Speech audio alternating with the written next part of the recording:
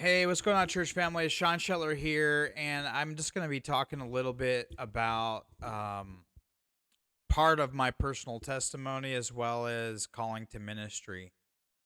So, my name is Sean Patrick Shetler. I was born to a Christian family on November 17th, 1984, in Twin Falls, Idaho.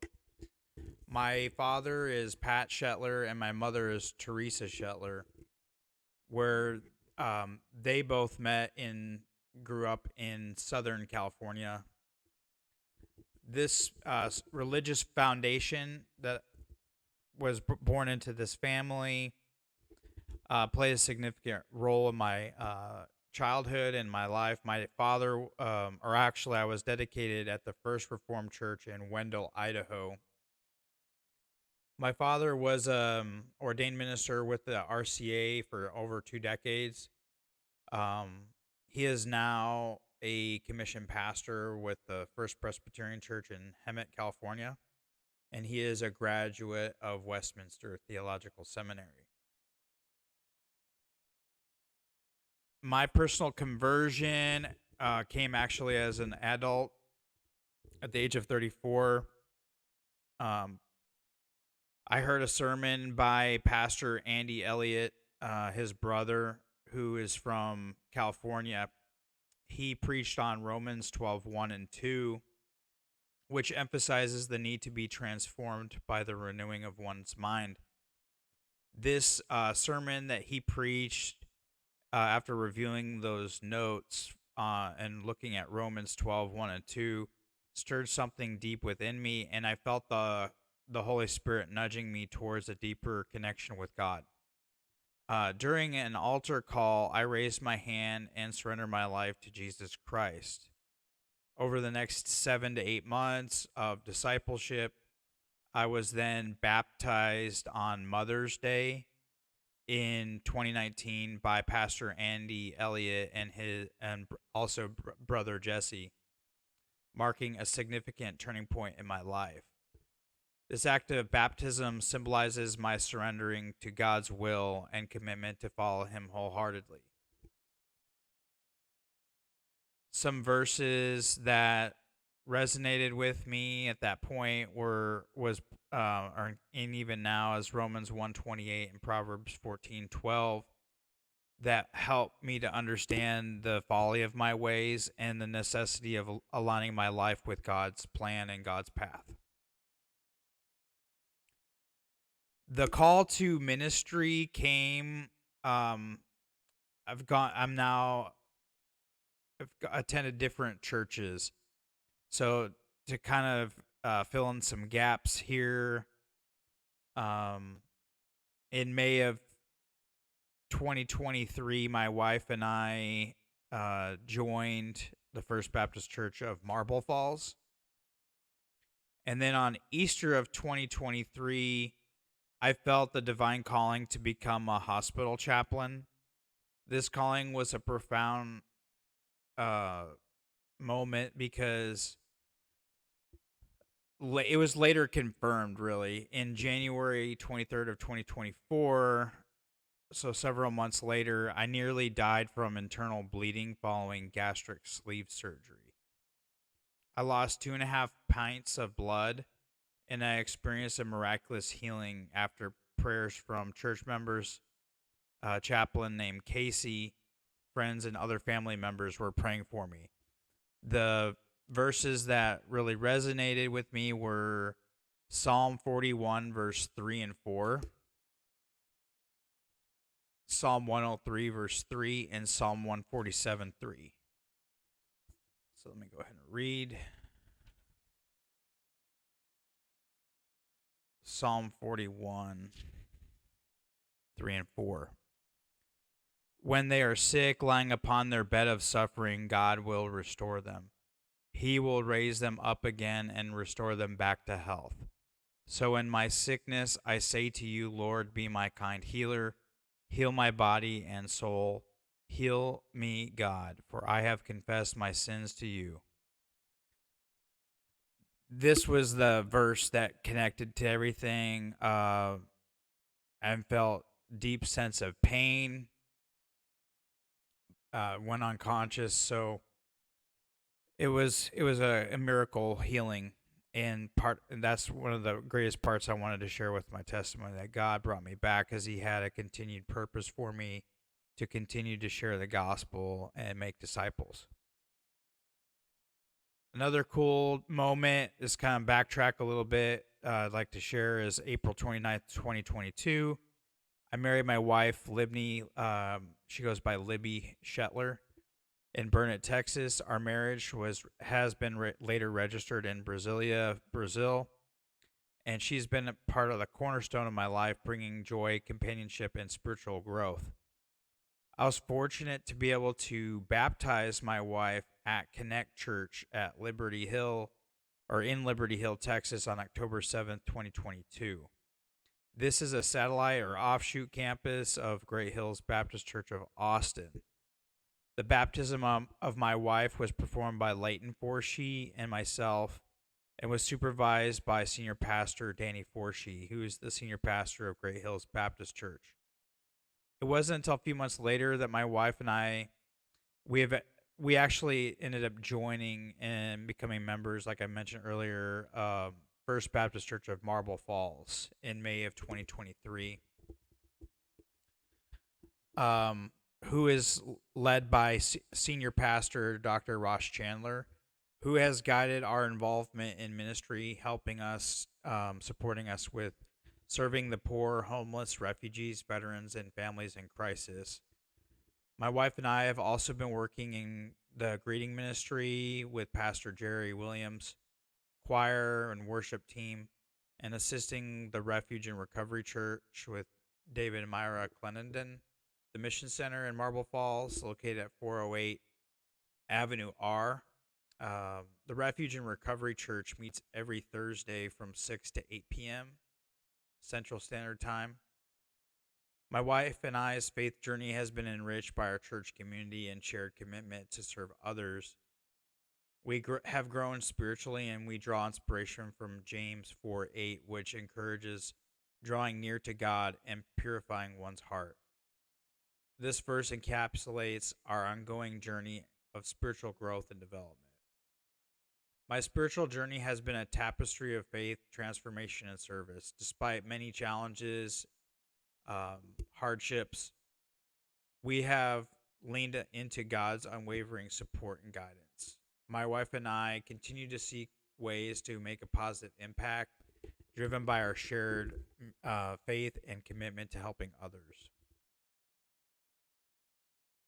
I started seminary in August of 2024, and I'm now pursuing a spiritual academic journey by pursuing a Master of Arts in Theological Studies online at Houston Christian, formerly Houston Baptist. This decision has marked a significant step in my commitment to deepen my theological knowledge and prepare for a life in ministry.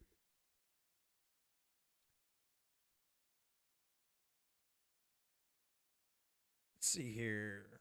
My journey through seminary at Houston Christian has been supported by all of the pastors at First Baptist Church Marble Falls, as well as Senior Pastor Dr. Ross Chandler, who has worked to help equip me with knowledge, skills, and spiritual depth needed for effective ministry. I'm excited and humbled by the opportunity to grow in my faith and to serve others according to God's will. Some other verses I wanted to go ahead and read with Psalm 103, verse 3 and 4.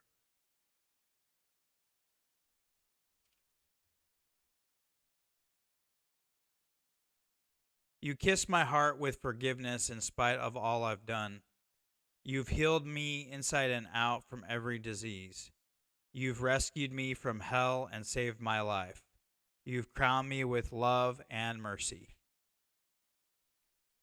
These are some really impactful verses that really resonated with what I went through in the hospital. I mean, during that time, I had like a near death experience, and all I can really say is that I could had a similar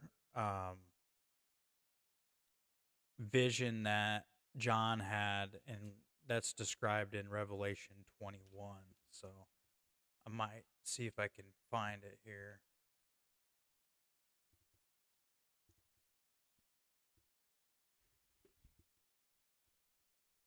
Let's see.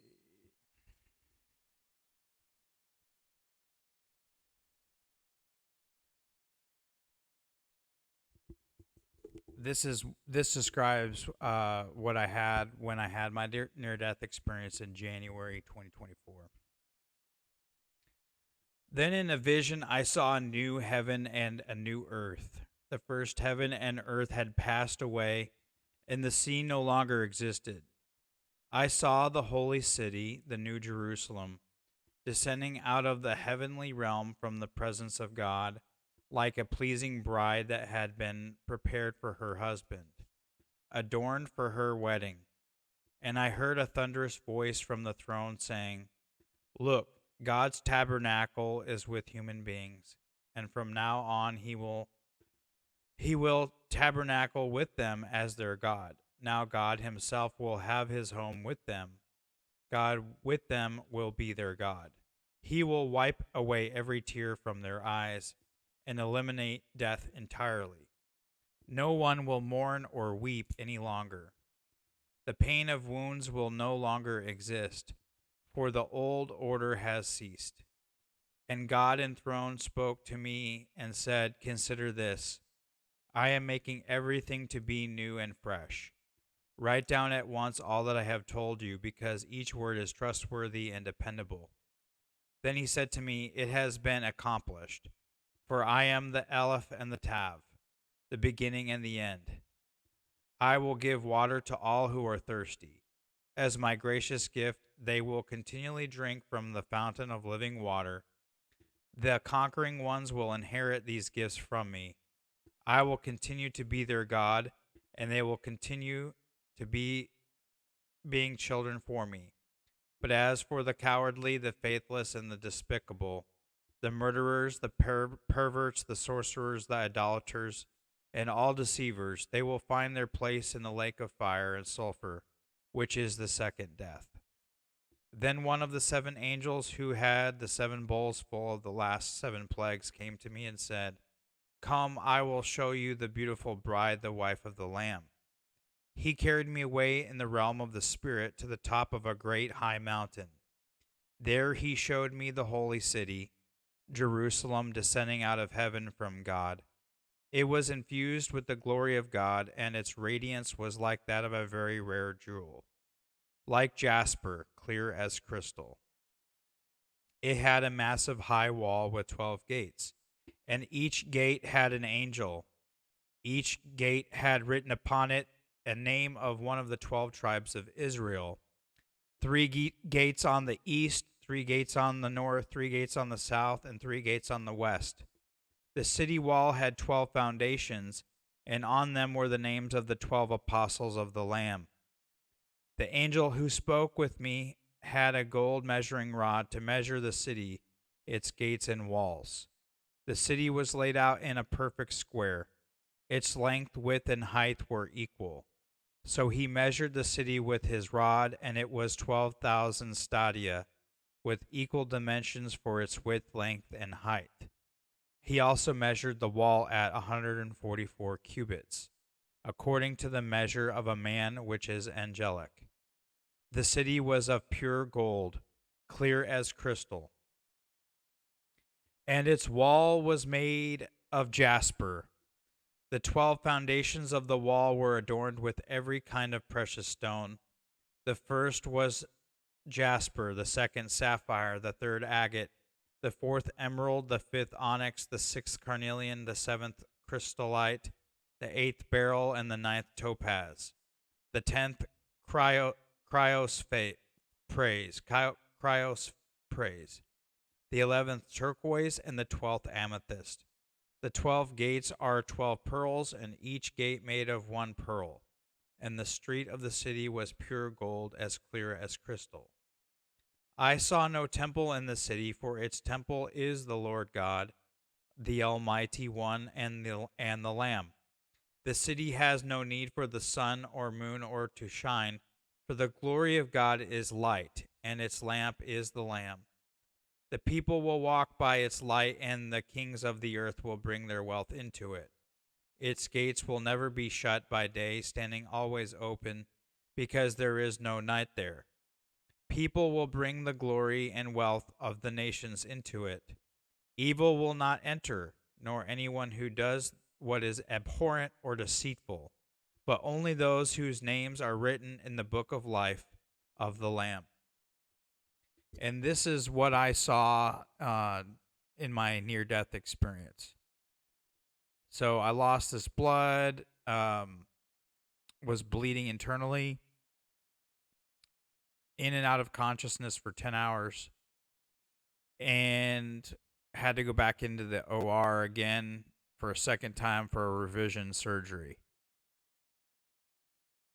I had type 2 diabetes right before, so that's why I was already at a high risk for bleeding. But this is what I saw when I was in and out of consciousness. So I wanted to share that with y'all, and I hope that this part of my testimony has been a blessing. Thank you so much for letting me share. Thank you.